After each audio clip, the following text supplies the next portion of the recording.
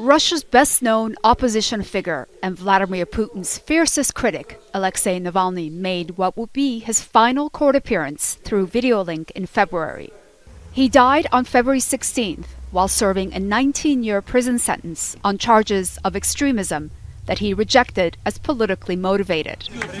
The 47-year-old had been behind bars since January 2021 after returning to Russia from Germany, where he had been recovering from poisoning by the nerve agent Novichok. Russian officials said he collapsed during a walk in the penal colony. His family and supporters blamed the Kremlin for his death. Days later, Vladimir Putin secured his fifth term in office by winning an overwhelming majority in a presidential election with no real competition.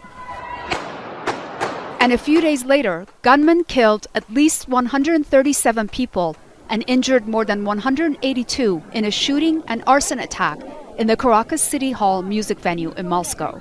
Islamic State claimed responsibility for the attack. As Putin's fifth term officially got underway, he reshuffled one of Russia's most important ministries. Sergei Shoigu was replaced as defense minister by Deputy Prime Minister Andrei Belousov. And the newly appointed defense minister immediately faced a major challenge. On August 6th, Ukrainian forces made a surprise incursion into the Kursk region of Russia, prompting a declaration of a state of emergency in the region. More than 100,000 people were forced to flee their homes near the border region of Kursk. For the first time since World War II, foreign troops were now officially on Russian soil. Days later, this unexpected announcement by President Putin. Aggression against Russia by any non-nuclear state, but with the participation or support of a nuclear state proposed as their joint attack on Russian Federation. We reserve the right to use nuclear weapons in the event of aggression against Russia and Belarus.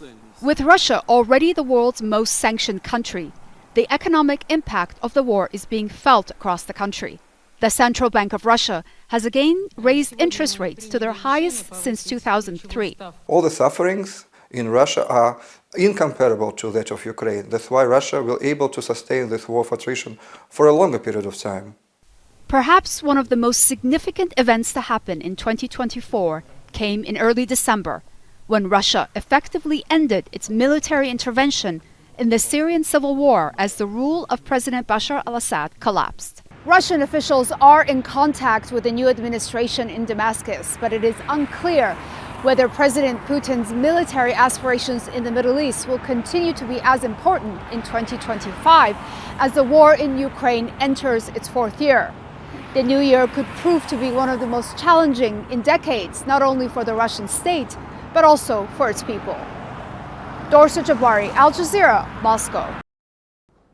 Make sure to subscribe to our channel to get the latest news from Al Jazeera.